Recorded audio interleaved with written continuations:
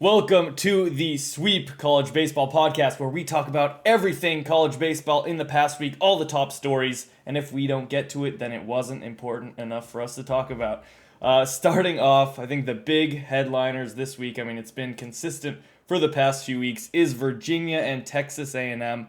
Pretty much consensus for a lot of places as what was the number one and number two teams in the preseason rankings. Now they are dropping for some polls out of the rankings completely, others right at the back end. Both really struggling throughout the entire season, pretty much. Both, kind of close to just being 500 at this point at 9-5 and 9-6 respectively.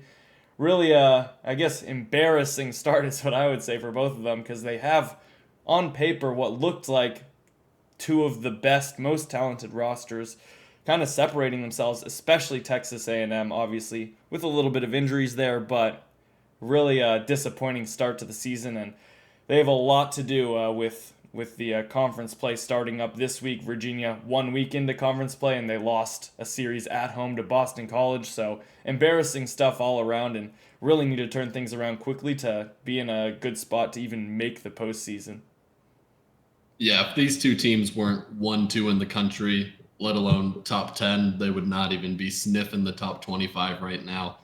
Just really abysmal starts for both of these teams. I think both of these teams are clubs that we believe can turn it around, teams that could end up in Omaha at the end of the season still, but they're just not playing that way whatsoever right now.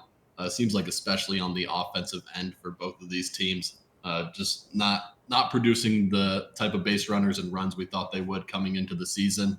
That star power hasn't really shown up, and sometimes it just takes one or two guys to step up to get a team rolling, but it just hasn't happened yet. And 4 weeks into a season, that's a little concerning.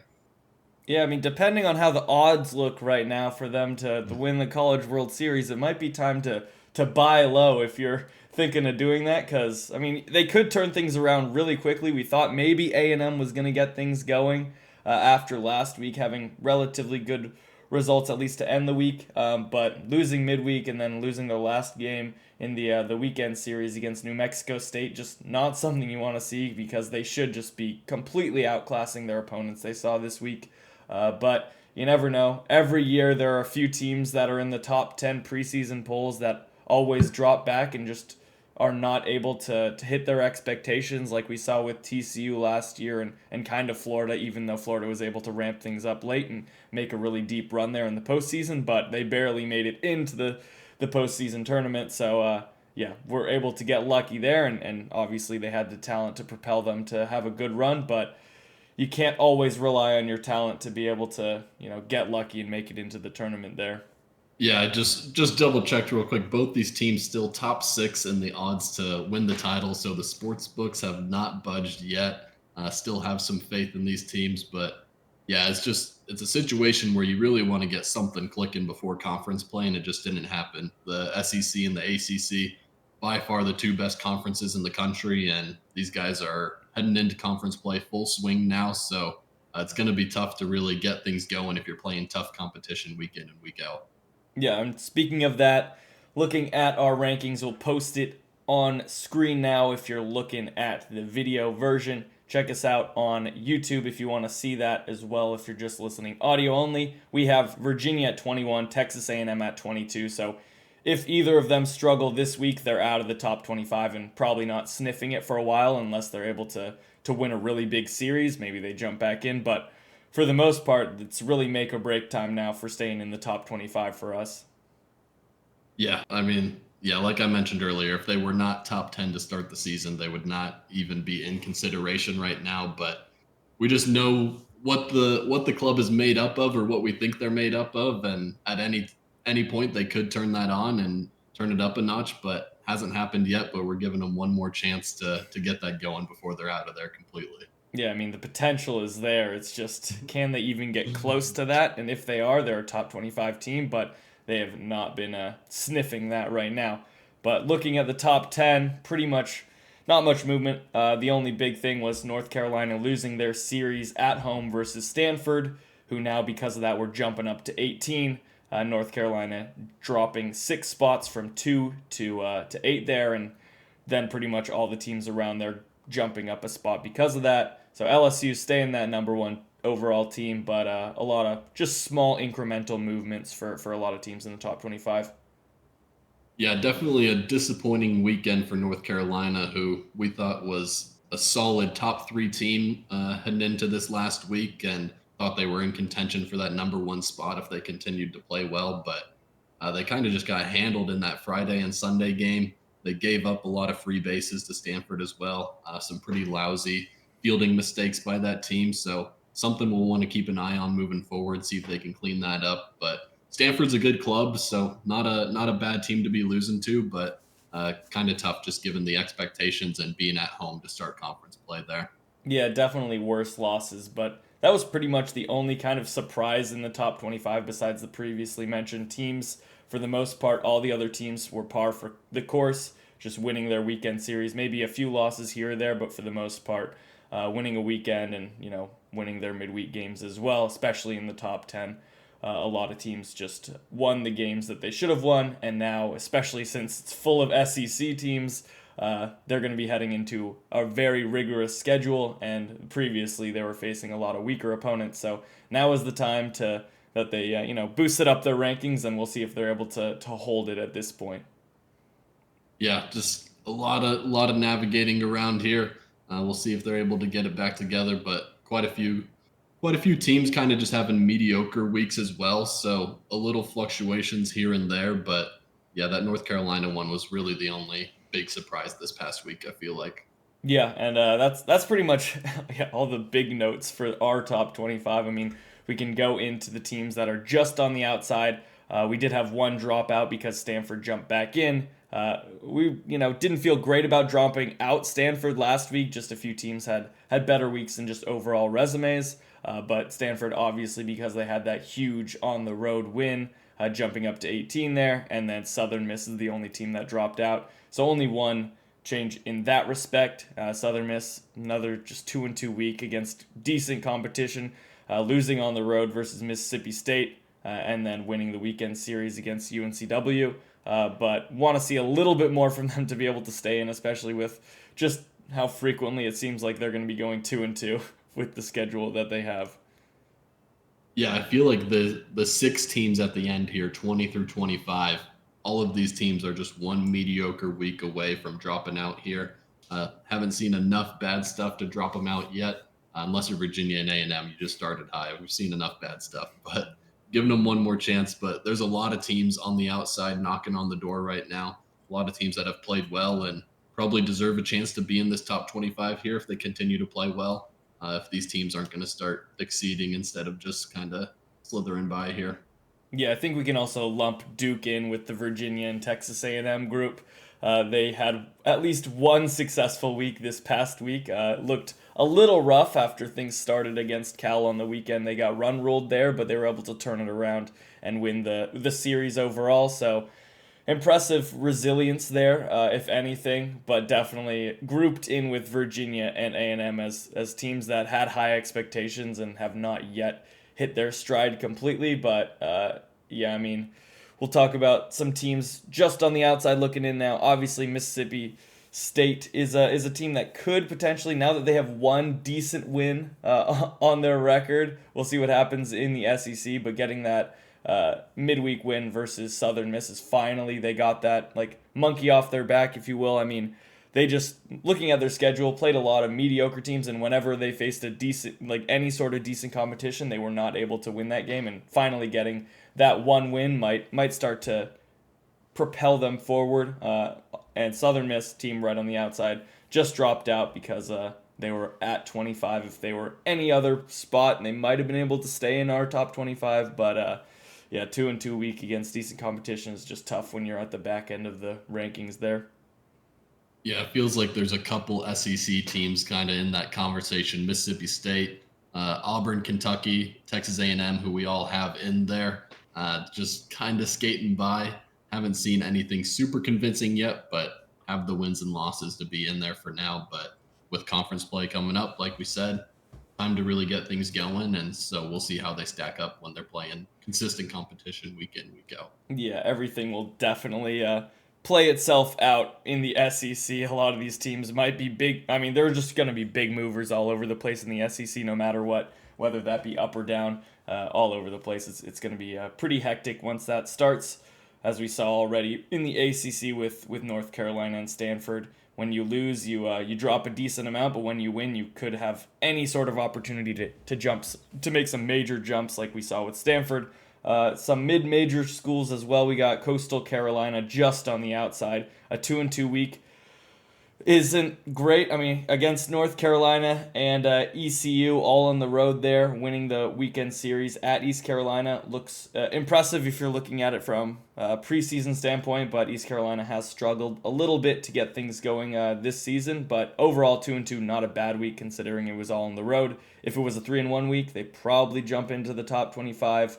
And if we're looking at UC Irvine as well, 4-0, maybe that jumped them in if they were able to do that, but just went 3-1 against okay competition. San Diego midweek preseason as well looks like a pretty good win, but they've really struggled. They've had a tough schedule, but San Diego has barely got any wins on the mark, and then UC Irvine winning the weekend series against Long Beach State, losing their first game. So if they're able to sweep there, maybe they jump in as well, but they are definitely right on the outside looking in for us.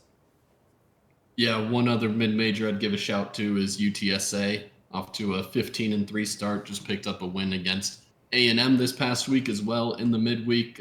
Who knows how good of a win that is, but we'll say it's impressive for now. But they have a big series coming up at DBU, so certainly a chance to make a statement and get in the top 25 there. So it'll be an intriguing matchup there. I think we're pretty high on DBU and see a lot of potential in that team. So it should be a good gauge on how legit UTSA is right now. Yeah, definitely. And looking at the Big 12, a lot of teams right on the outside looking in with West Virginia, Arizona, and TCU. West Virginia finally picked up their first loss of the season. Seemed like a lot of teams that were undefeated picked up just one loss this past week, so not many left there, only two at the very top. But West Virginia, if they were still undefeated, probably has the merit to jump in. One loss. We'll wait a week on them, maybe see them in their conference schedule and see what they can do there against decent competition. I believe it should be a good one this week. If I'm not mistaken, they're facing Oklahoma State, so should be good. Oklahoma State has been a team that's been just bouncing all over the place inside and outside our rankings. They're a little down right now, losing a few games the past week. But if they're able to turn things around quickly, they could jump back in. But they do have a lot of losses already this season. Yeah, it'll be hard to deny West Virginia if they're able to pick up that series win. Like we've mentioned, haven't faced a lot of tough competition, but a lot of it has been on the road. And when you're 14-1, winning that many games, it's hard to keep you out that long. Oklahoma State on the road, that's a legit test there. So we'll see if they're able to pick that up. But yeah, just a good amount of mid-majors and Big 12 teams just knocking on the door here. And then right on the inside is all those mediocre SEC teams right now. So very interested to see how things shape out this weekend. I feel like we have a ton of big matchups. Yeah, I mean, once SEC play starts, it seems like every week is just full of marquee matchups. We were kind of lacking on them for the first few weeks of the season, but finally things are turning around with conference play in some of the biggest leagues there. So we can jump on over to what we saw with our series predictions this past week. Kevin went 4-1. I went 2-3, so now we're back up to being tied at 7-3 apiece. Overall, not too bad. Obviously, the big glaring one was both of us getting wrong North Carolina and Stanford. Tough to choose Stanford in that spot, but they looked really good this past weekend. Yeah, that was a surprise to everyone across the country, but hard to make that mistake again. We got Stanford jumping up decently high into the rankings here, so no more underestimating that team. And that was your sleeper team, so we shouldn't have been underestimating them. But, no, never. They're off to a good start, and so yeah. Other than that, solid week. Now we're tied up, so things are about to get heated. Oh yeah, always. And Stanford now could potentially be in the predictions again for this upcoming week with Duke coming to town, a ranked versus ranked matchup for us. So we'll see if we're able to bring that one to the table. But before we get in to the big series coming up, we'll talk about our top player and player of the week, starting with the top play here.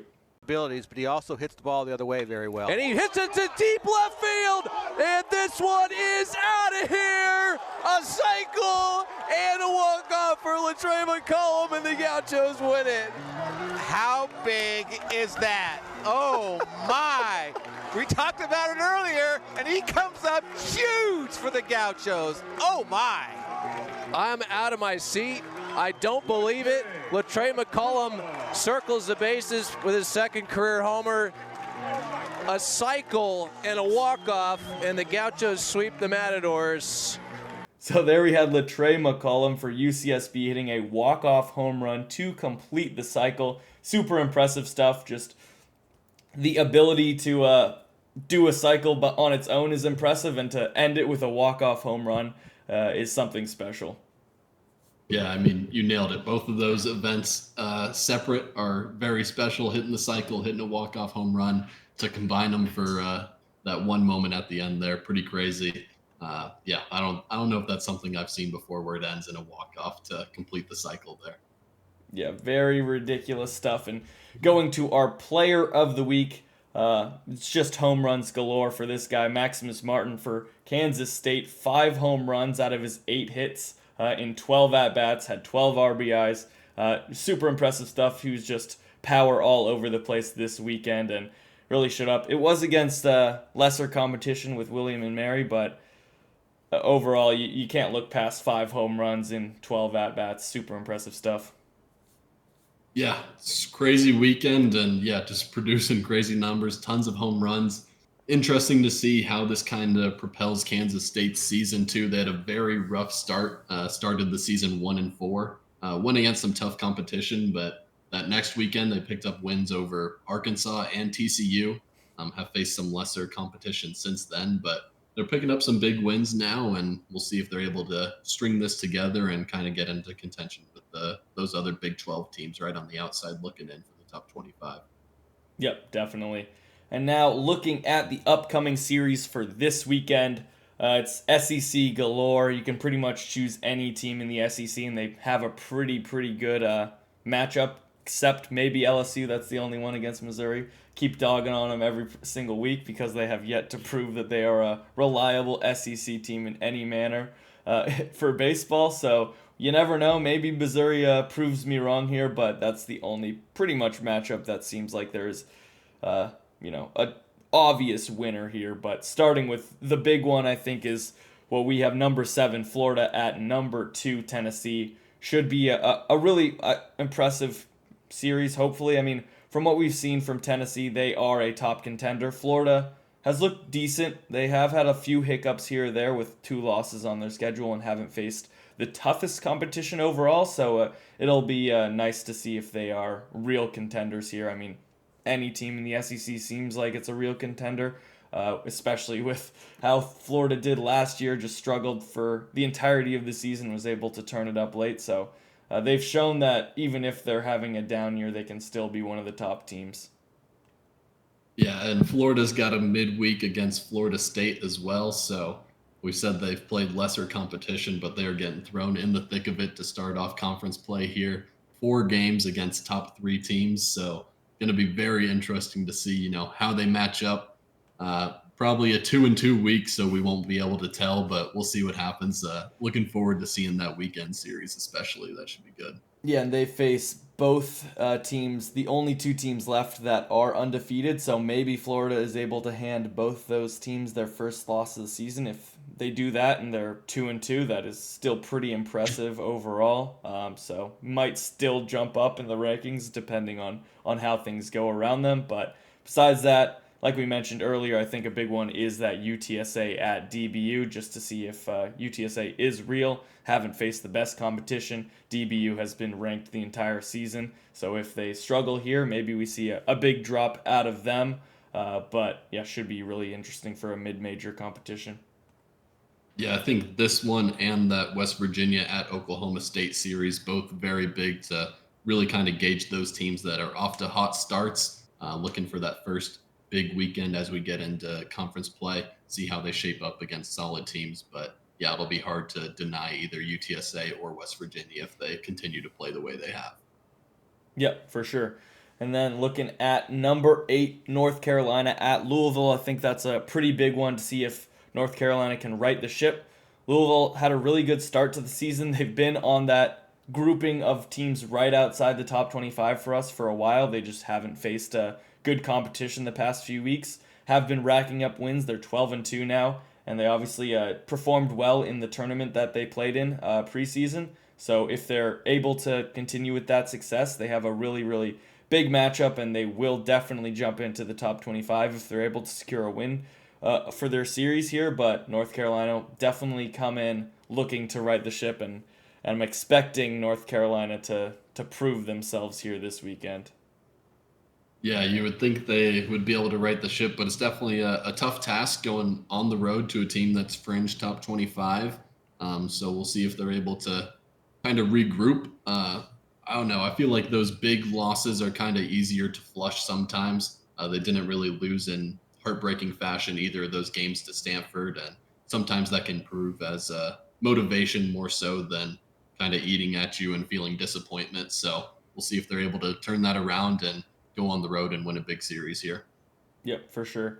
And probably the only other matchup that I really want to focus on here, I mean, looking at the SEC, you can choose any of them, but going back to the mid-majors, I want to look at number 15, UC Santa Barbara, going to Hawaii. Always a tough trip. It seems like you're going on vacation for an entire week, and obviously the travel is going to be difficult no matter what. But UCSB, a team that really hasn't had many hiccups to start the year, had a really solid week last week, beating USC in the midweek, and then sweeping Cal State Northridge. So they are hot right now, and they had a walk-off to, like I mentioned, complete the cycle. Really impressive stuff. So their players have proven that they are clutch in the moment, and Hawaii, a team that for a little bit was being mentioned but could potentially host. They dropped off a little bit as of recent, struggling against some mediocre competition. But if only this game was live streamed, it's not going to be anywhere on TV. Unfortunately, maybe they'll pull an audible, and ESPN Plus will be able to bring some crews out to Hawaii. Bet the workers wouldn't be too upset about that one, but definitely a game to not watch but listen to in this instance. Yeah, and it'll be interesting to see if Tyler Bremner for UC Santa Barbara gets on track. Hasn't had an awful start to the year, but has a 3.44 ERA. Something we were thinking with him being in the Big West, we thought we may be seeing like a sub-2 ERA on the season. Still could happen. It's very early, only 4 starts in, so we'll see how things go. But I'd be interested to see if he gets things going and starts to get those strikeout numbers up to what we were expecting heading into the year, because that's a guy that was supposed to be a top 5 draft pick. We'll see if he lives up to that expectation this year. Yeah, definitely. Any other series you want to mention here before we log off? No, we got all those SEC matchups, but we don't need to run through them all. The people know. Yeah, exactly that. Everybody's watching those anyways. We don't need to keep bringing it up. We'll talk about all the highlights after the fact next week for the next episode of the Sweep College Baseball Podcast. Tune in Tuesday or Wednesday for your college baseball updates. And until next time, peace.